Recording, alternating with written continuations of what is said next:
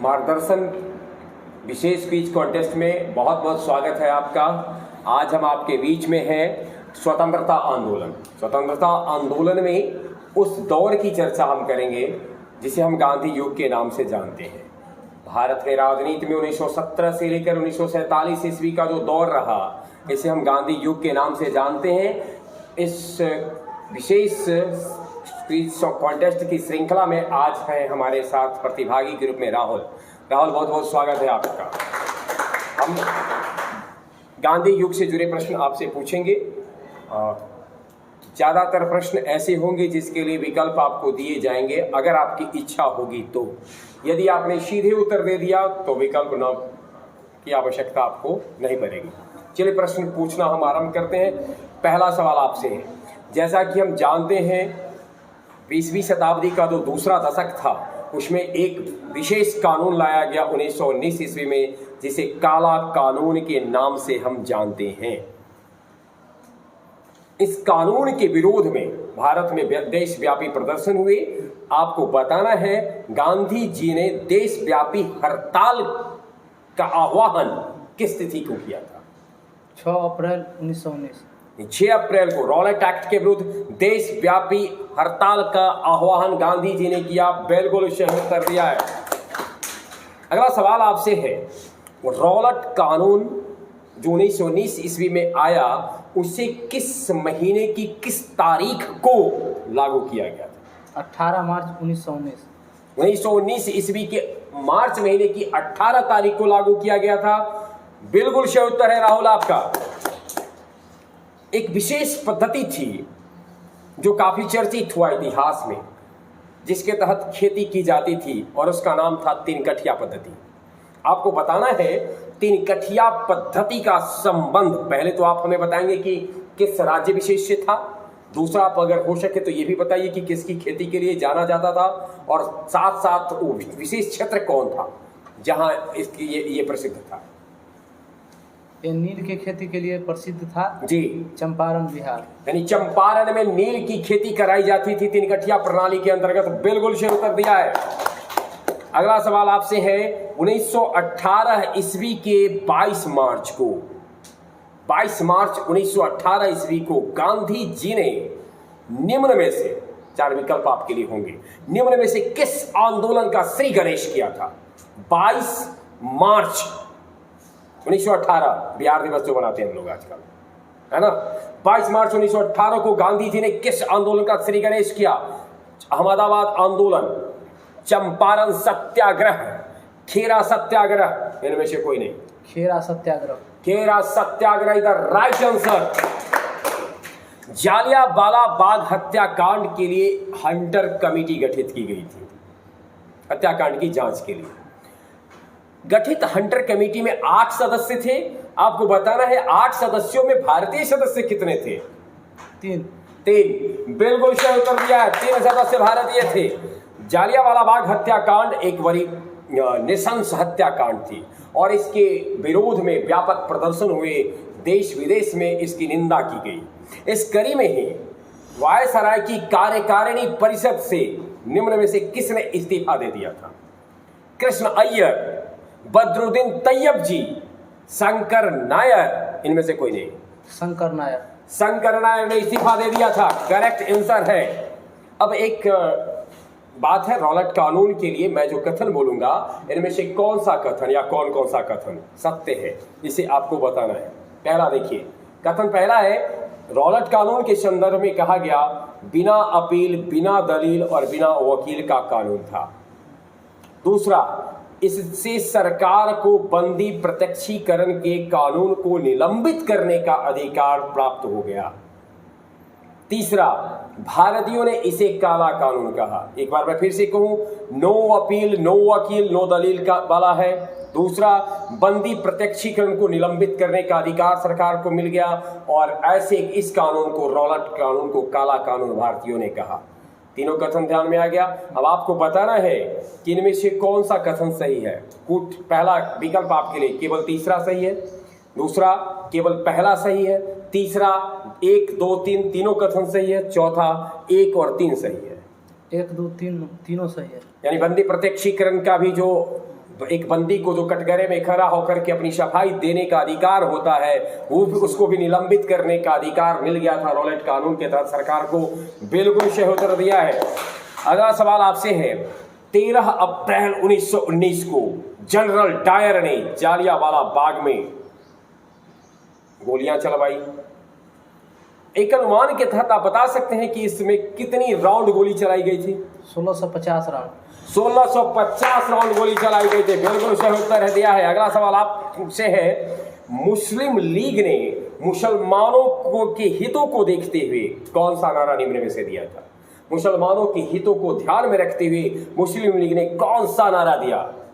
अंग्रेजों बांटो और भागो, दूसरा दो पृथक राष्ट्र का, तीसरा अंग्रेजों भारत छोड़ो का, चौथा इनमें से कोई? दो पृथक राष्ट्रों का। दो पृथक राष्ट्र दो, बिल्कुल सही उत्तर है। मुसलमानों ने जब पृथक राष्ट्र की मांग की, इसके मुकाबले हिंदू महासभा ने कौन सा नारा दिया? ऑप्शन है आपके लिए, ध्यान में रखिए। अभी आपने जैसा जिक्र किया कि मुसलमानों ने पृथक राष्ट्र की बात की, पृथक राष्ट्र का नारा दिया, उसी समय हिंदू महासभा ने कौन सा नारा दिया था? ऑप्शन था हिंदुस्तान हिंदुओं के लिए, मुसलमान होश में आओ, अंग्रेजों भारत छोड़ो, इनमें से कोई नहीं। ऑप्शन है हिंदुस्तान हिंदुओं के लिए। हिंदुस्तान हिंदुओं के लिए हिंदू महासभा ने नारा दिया, बिल्कुल सही उत्तर दिया है। अगला सवाल है, जिन्ना मोहम्मद अली जिन्ना, जिन्होंने कालांतर में मुस्लिम लीग का कुशल नेतृत्व कह सकते हैं या फिर एक ऐसा नेतृत्व प्रदान किया जिसकी जिद से भारत विभाजित हुआ। जिन्ना की जिद और कुछ अंग्रेजों की कूटनीति से हमारा देश विभाजित हुआ। आपको बताना है मुस्लिम लीग की कमान, मुस्लिम लीग में जिन्ना किस वर्ष शामिल हुए थे? 1913। इधर राइट आंसर, बिल्कुल सही उत्तर दिया है। अगला सवाल है, 1913 खास वर्ष था जब हमारे गुरुदेव को नोबेल पुरस्कार भी मिला था। तो 1913 ईस्वी में जिन्ना शामिल हुए थे और उसी वर्ष भारत को ऐसा सौभाग्य प्राप्त हुआ था, कविवर रविन्द्रनाथ टैगोर को गीतांजलि पर साहित्य के लिए नोबेल पुरस्कार मिला था। अगला सवाल आपसे है, कलकत्ता में अगस्त 1946 में सांप्रदायिक दंगे हुए, लगभग 5 दिनों में कितने लोग मारे गए थे? 1946 में जो सांप्रदायिक दंगे हुए, इसमें लगभग में ही बनाना, अनुमान नहीं बताना, कितने लोग मारे गए? 5000 लोग मारे गए। 5000 लोग लगभग ऐसे थे जो इस दंगा में मारे गए। बिल्कुल सही उत्तर दिया है आपने। अगला सवाल आपसे है, 1942 ईस्वी में हुई अगस्त क्रांति की हिंसक घटनाओं का दोषी किसे बताया जाता है, यानी किसे बताया गया है? 1942 सरकार के द्वारा, ब्रिटिश सरकार के द्वारा 1942 ईस्वी में अगस्त क्रांति के दौरान जो हिंसक घटनाएं घटी, इसके लिए सरकार ने किसे दोषी ठहराया? महात्मा गांधी को। करेक्ट आंसर दिया है। अब इनमें से मैं एक ड्यूरेशन बताऊंगा, एक अवधि बताऊंगा, जिसमें बताना आपको यह है कि गांधी जी ने 21 दिनों का उपवास इस अवधि में से किस दौरान रखा था? समझ गए प्रश्न? गांधी जी का 21 दिवसीय उपवास निम्न में से किस अवधि के दौरान हुआ था? 10 फरवरी से लेकर 3 मार्च 1943, 10 फरवरी से लेकर 3 मार्च 1944, 10 फरवरी से लेकर 3 मार्च 1929 और 10 फरवरी से लेकर 3 मार्च 1935। 10 फरवरी से 3 मार्च 1943 में 10 फरवरी से 3 मार्च 1943 में गांधी जी ने 21 दिवसीय उपवास रखा। बिल्कुल सही उत्तर दिया है। गांधी जी और जिन्ना के बीच में वार्ता हुई। ये वार्ता लगभग कितने दिनों तक चली थी? ऑप्शन है 3 सप्ताह, 4 सप्ताह, 2 सप्ताह, 5 सप्ताह। 2 सप्ताह चली। 2 सप्ताह तक चली थी। करेक्ट आंसर है। भारत में लिथगो के बाद वायसराय बनकर कौन है, बता सकते हैं? बेवेल। बिल्कुल सही उत्तर दिया है। बेवेल आए लिथगो के बाद वायसराय बनकर के। अगला प्रश्न आपसे है, शिमला सम्मेलन कब बुलाया गया? शिमला सम्मेलन ऑप्शन चाहेंगे या फिर अगर आप चाहें तो ऑप्शन दे सकते हैं। जून 1945 में बुलाया गया। जून 1945 में बुलाया गया था, सही आंसर है। और द राइट डेट था 25 जून 25 जून 1945 ईस्वी को शिमला सम्मेलन बुलाया गया था। अगला सवाल है, लेबर पार्टी के बहुमत में आने के बाद, लेबर पार्टी जब 1945 ईस्वी के पश्चात 45 ईस्वी में द्वितीय विश्व युद्ध के बाद जब इंग्लैंड में चुनाव हुए तो लेबर पार्टी सत्ता में आई। विंस्टन चर्चिल के स्थान पर प्रधानमंत्री कौन बने थे? क्लेमेंट एटली। क्लेमेंट एटली, बिल्कुल सही उत्तर दिया है। चर्चिल के स्थान पर लेबर पार्टी से क्लेमेंट एटली ब्रिटेन के प्रधानमंत्री बनते हैं। लेबर पार्टी की सरकार बनती है 1945 ईस्वी में और कंजर्वेटिव पार्टी की हार होती है। अगला सवाल आपसे है, पंजाब में संविदा सरकार किसके नेतृत्व में बनाई गई थी? ऑप्शन है खिजर हयात खां, अब्दुल बेग, अब्दुल गनी जिन्ना। ऑप्शन है खिजर बेगम। खिजर हयात खान, बिल्कुल सही उत्तर दिया है। बंबई में नौसेना के नाविकों ने सरकार के प्रति विद्रोह का रवैया कब अपनाया? ऑप्शन आपके लिए है 18 फरवरी 1947, 18 फरवरी 1948, 18 फरवरी 1920, 18 फरवरी 1946। 18 फरवरी 1946। 18 फरवरी 1946 को बंबई के नौसेना के नाविकों ने सरकार के विरुद्ध विद्रोह का रवैया अपनाया और आप बिल्कुल सही हैं। क्लेमेंट एटली ने अपने घोषणा पत्र में कहा था कि आज़ादी के जब हमारी पार्टी की सरकार आएगी तो हम भारत को आज़ाद कर देंगे। अपनी घोषणा पत्र के में किए गए वादे को सफल करने हेतु या साकार करने हेतु एटली ने भारत में कैबिनेट मिशन भेजा। आपको बताना है कैबिनेट मिशन भारत में भेजने की घोषणा एटली ने कब की? घोषणा कब की? 19 फरवरी 1946, 18 फरवरी 1946, 5 मार्च 1946, 2 अप्रैल 1946। ऑप्शन है फरवरी 19 फरवरी 1946 इज द राइट आंसर। 19 फरवरी 1946 ने किया गया था और 19 फरवरी 1946 को अनाउंस किया गया। आपको बताना है कैबिनेट मिशन दिल्ली पहुंचा कब? ऑप्शन ध्यान से सुनिए।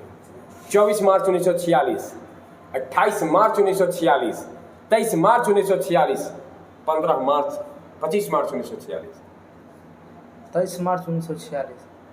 23 मार्च 1946 को 24 मार्च 1946 को कैबिनेट मिशन दिल्ली पहुंचा था। अगला सवाल आपसे है, द्वितीय गोलमेज सम्मेलन का वर्ष आपको बताना है। द्वितीय गोलमेज सम्मेलन का वर्ष ध्यान से सुन ले। सितंबर 1932, अक्टूबर 1935, सितंबर 1931, अक्टूबर 1933।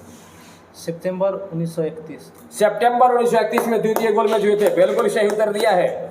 अब अगला सवाल आपसे है, अंतरिम सरकार जब गठित हुई तो वित्त मंत्री कौन थे? लियाकत अली। लियाकत अली, करेक्ट आंसर है। गांधी जी के नेतृत्व में अहमदाबाद मिल मजदूरों ने हड़ताल किया था। गांधी जी के नेतृत्व में अहमदाबाद मिल मजदूरों ने हड़ताल किया। आपको बताना है यह हड़ताल किस वर्ष हुआ था? 1918। 1918 करेक्ट आंसर है। अगला सवाल है, जालियांवाला बाग हत्याकांड के उपलक्ष्य में जनरल डायर को सरकार की ओर से, अब सोचिए जहां एक तरफ भर्त्सना की जा रही थी, निंदा की जा रही थी, सरकार की ओर से जनरल डायर को इनाम स्वरूप रुपये दिए गए। आपको बताना है जो थैली भेंट की गई थी उसमें कितने इनामी राशि थी?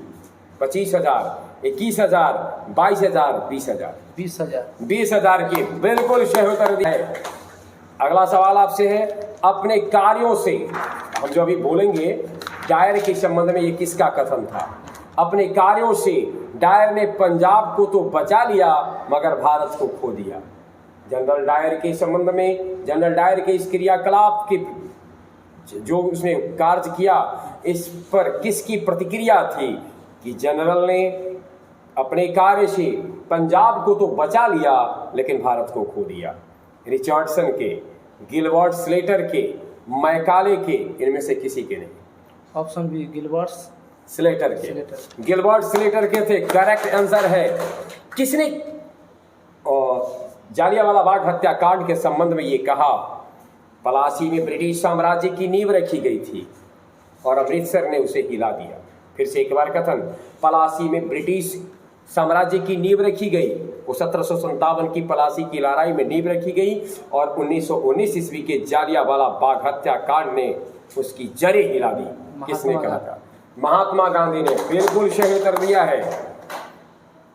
दिल्ली में हुए खिलाफत आंदोलन का नेतृत्व गांधी जी ने किया था। आपको बताना है गांधी जी को खिलाफत आंदोलन का नेतृत्व यानी अध्यक्ष पद किस वर्ष प्रदान किया गया? 1919। 1919 इज द राइट आंसर। अगला सवाल है, गांधी जी ने असहयोग की नीति, अंग्रेजों से सहयोग नहीं, असहयोग की नीति गांधी जी ने किस वर्ष अपनाई? 1920। 1920 बिल्कुल सही उत्तर दिया है। अभी आपने जो कहा 1920 ईस्वी में गांधी जी ने असहयोग की नीति अपनाई, इसके साथ ही असहयोग आंदोलन की शुरुआत हुई। असहयोग आंदोलन को एक हिंसक वारदात के कारण, जिसे हम चौरी चौरा के नाम से जानते हैं, गोरखपुर में चौरी चौरा में एक घटना घटी और उसके बाद गांधी जी ने इस आंदोलन को वापस ले लिया था। आपको बताना है चौरी चौरा की घटना किस तिथि को घटित हुई थी? 5 फरवरी 1922। 5 फरवरी 1922 ईस्वी को। बिल्कुल सही उत्तर दिया है। जवाहरलाल नेहरू ने, जिनके संयोग 27 मई आज पुण्यतिथि भी है, जवाहरलाल नेहरू ने पूर्ण स्वाधीनता की मांग लाहौर अधिवेशन में रखी थी। आपको बताना ये है, ये वर्ष कौन था? 1929। 1929 बिल्कुल सही उत्तर दिया है। अभी आपने जिक्र किया 31 दिसंबर 1929 को मध्यरात्रि को जब सारी दुनिया सो रही होती है, तब किस नदी के तट पर पहली बार तिरंगा फहराया गया और कस्में स्वराज की खाई गई? रावी नदी के तट। रावी नदी के तट पर। बिल्कुल सही उत्तर दिया है। गांधी जी ने सविनय अवज्ञा आंदोलन की शुरुआत जब की थी, उससे पहले उन्होंने एक मार्च किया जिसे हम दांडी मार्च कहते हैं। आपको बताना है गांधी ने दांडी मार्च नमक कानून के अगेंस्ट में कब आरंभ किया था? तारीख, आरंभ करने की तारीख? 12 मार्च 1930। 12 मार्च 1930 ईस्वी को गांधी जी ने साबरमती आश्रम से दांडी की यात्रा आरंभ की थी। बिल्कुल सही उत्तर दिया है। अब यह यात्रा 12 मार्च को शुरू हुई। दांडी पहुंचे कब गांधी जी? 5 अप्रैल 1930। 5 अप्रैल को गांधी जी दांडी पहुंचे। बहुत बिल्कुल सही उत्तर है। अगला सवाल आपसे है, 1942 के दौरान अगस्त प्रस्ताव कब पेश किया गया था? मैं तारीख बता दूंगा, मैं तारीख बता रहा हूं। अगस्त प्रस्ताव को किस तारीख को पेश किया गया? ध्यान में रखना है, ये भारत छोड़ो आंदोलन की शुरुआत की बात नहीं है, अगस्त प्रस्ताव पेश करने की। 7 अगस्त, 8 अगस्त, 9 अगस्त, 10 अगस्त? 7 अगस्त। 7 अगस्त को। बिल्कुल सही उत्तर दिया है। जब हमारे देश में भारत छोड़ो आंदोलन जिसे कह रहे हैं, गांधी जी ने मंत्र दिया अंग्रेजों भारत छोड़ो, उसी समय एक विशेष दस्ता का गठन किया गया था जिसके प्रभाव क्षेत्र में बिहार भी था। और खास बात यह है कि हम लोग जिस क्षेत्र से हैं, इस क्षेत्र के कई क्रांतिकारी भी उस दस्ते से जुड़े थे। उस दस्ते का नाम था आजाद दस्ता। आपको बताना है आजाद दस्ते का गठन किसने किया था? जयप्रकाश नारायण। जयप्रकाश नारायण ने। बिल्कुल सही कर दिया है। हिंदुस्तान की कम्युनिस्ट पार्टी के संस्थापक कौन थे? हिंदुस्तान की कम्युनिस्ट पार्टी की संस्थापक कौन थे? M.N. राय। M.N. रॉय ने हिंदुस्तान कम्युनिस्ट पार्टी की स्थापना की थी। बिल्कुल सही उत्तर दिया है। आपको बताना है M.N. राय ने भारत की के लिए जो कम्युनिस्ट पार्टी की स्थापना की थी, उसका जगह क्या था बता सकते हैं? ताशकंद, जहां लाल बहादुर शास्त्री जी का भी निधन हुआ। भारत और पाकिस्तान के बीच में ताशकंद में समझौता हुई थी और ताशकंद में ही M.N. राय ने हिंदुस्तान कम्युनिस्ट पार्टी की नींव डाली थी। बिल्कुल सही उत्तर है। अगला सवाल आपसे है जो कुल मिलाकर के आपके लिए 40वां सवाल है। आपको बताना है किस वर्ष भारतीय राष्ट्रीय कांग्रेस के अध्यक्ष निर्वाचित होने के बाद भी, ध्यान से समझ लेंगे, भारतीय राष्ट्रीय कांग्रेस के अध्यक्ष निर्वाचित होने के बाद भी सुभाष बाबू ने इस्तीफा दे दिया था? 1939। 1939 अप्रैल 1939 में उन्होंने इस्तीफा दे दिया था। बिल्कुल सही उत्तर दिया है। और वही अगला सवाल आपसे है, आपको बताना है रास बिहारी बोस ने निम्न में से किस संगठन की नींव जापान में डाली थी? हिंदुस्तान स्वतंत्रता लीग, भारतीय स्वतंत्रता लीग हिंदुस्तान कांग्रेस, भारतीय कांग्रेस, भारतीय स्वतंत्रता लीग, भारतीय स्वतंत्रता लीग, जिसे इंडियन इंडिपेंडेंस लीग कहते हैं, अंग्रेजी में हम लोग इंडियन इंडिपेंडेंस लीग कहते हैं। इसकी नींव रखी। अगला सवाल है, भारत नौजवान सभा, भारत नौजवान सभा के संस्थापक कौन थे? सरदार भगत सिंह। सरदार भगत सिंह ने, मशहूर क्रांतिकारी सरदार भगत सिंह ने नौजवान सभा की नींव रखी थी। सही उत्तर दिया है। निम्न में कौन से महापुरुष थे भारत के? किस महापुरुष को शांति पुरुष के नाम से जाना जाता है? लाल बहादुर शास्त्री। लाल बहादुर शास्त्री। भारत के दूसरे प्रधानमंत्री को शांति पुरुष के नाम से जाना जाता है। सही उत्तर दिया है। कांग्रेस समाजवादी पार्टी की स्थापना किसने की थी? आचार्य नरेंद्र देव, जिनके नाम पर हमारे पटोरी में कॉलेज है। बिल्कुल सही उत्तर दिया है। आचार्य नरेंद्र देव ने कांग्रेस समाजवादी पार्टी की स्थापना की थी। और अगला सवाल आपसे है, 1930 ईस्वी के दशक में वहाबी आंदोलन का केंद्र कहाँ था? वहाबी आंदोलन का केंद्र पटना। पटना वहाबी आंदोलन का केंद्र था। सही उत्तर है। भगत सिंह क्रांतिकारी दल में हिंदुस्तान सोशलिस्ट रिपब्लिकन आर्मी, बाद में चल करके तो नौजवान सभा की स्थापना उन्होंने की, लेकिन आपको ये बताना है कि उसमें क्रांतिकारी दल में सम्मिलित किस वर्ष हो गए थे? 1924 ईस्वी में सम्मिलित हो गए थे। बिल्कुल सही उत्तर है। गौरतलब हो कि 1922 ईस्वी में जब गांधी जी ने असहयोग आंदोलन को स्थगित किया तो कई ऐसे नेता थे, कई ऐसे क्रांतिकारी थे जो उस समय असहयोग को जो समर्थन दे रहे थे, बाद में दूसरे क्रांतिकारी दल में सम्मिलित हो गए और उनमें से ही भगत सिंह भी थे। अगला सवाल आपसे है, 8 अप्रैल 1929 ईस्वी को केंद्रीय विधानसभा में बम फेंकने वाले कौन थे? भगत सिंह। भगत सिंह करेक्ट आंसर है। India wins freedom, India wins freedom पुस्तक के लेखक कौन थे? Maulana Abul Kalam Azad. Maulana Abul Kalam Azad is the right answer. अगला सवाल है, बिहार में 1930 ईस्वी में कृषक आंदोलन हुआ। बिहार में 1930 ईस्वी में जो कृषक आंदोलन हुए उसका नेतृत्व किसने किया था? स्वामी सहजानंद। स्वामी सहजानंद ने। बिल्कुल सही उत्तर है। अगला सवाल है, जालियांवाला बाग हत्याकांड से जुड़े डायर की हत्या का निर्णय, जो मतलब डायर की हत्या के लिए लंदन तक जाने वाले भारतीय क्रांतिकारी को? उधम सिंह। उधम सिंह थे। बिल्कुल सही उत्तर दिया है। जालियांवाला बाग हत्याकांड की जांच हेतु एक तो अभी हम लोगों ने कहा कि हंटर कमेटी गठित की गई, लेकिन इसके अलावे एक कमेटी गठित की गई कांग्रेस के द्वारा। बताना यह है कि कांग्रेस ने किसकी अध्यक्षता में समिति गठित किया था? मोतीलाल नेहरू। मोतीलाल नेहरू में के नेतृत्व में जालियांवाला बाग हत्याकांड के लिए जांच समिति गठित की गई कांग्रेस के द्वारा। सही उत्तर दिया है राहुल ने। और आपके लिए 55वां सवाल है, गांधी बनाम लेनिन एक पुस्तक है, आपको बताना है गांधी बनाम लेनिन के लेखक कौन है? S.A. डांगे। S.A. डांगे गांधी बनाम लेनिन के लेखक है। सही उत्तर दिया है। लाला लाजपत राय निम्न में क्या थे? गरमपंथी नेता, नरमपंथी नेता, क्रांतिकारी, इनमें से कोई? गरमपंथी नेता। गरम दल के थे। बिल्कुल सही उत्तर है। भारत में पहली बार स्वतंत्रता दिवस कब मनाया गया था? 26 जनवरी 1930। 26 जनवरी 1930 इज द राइट आंसर।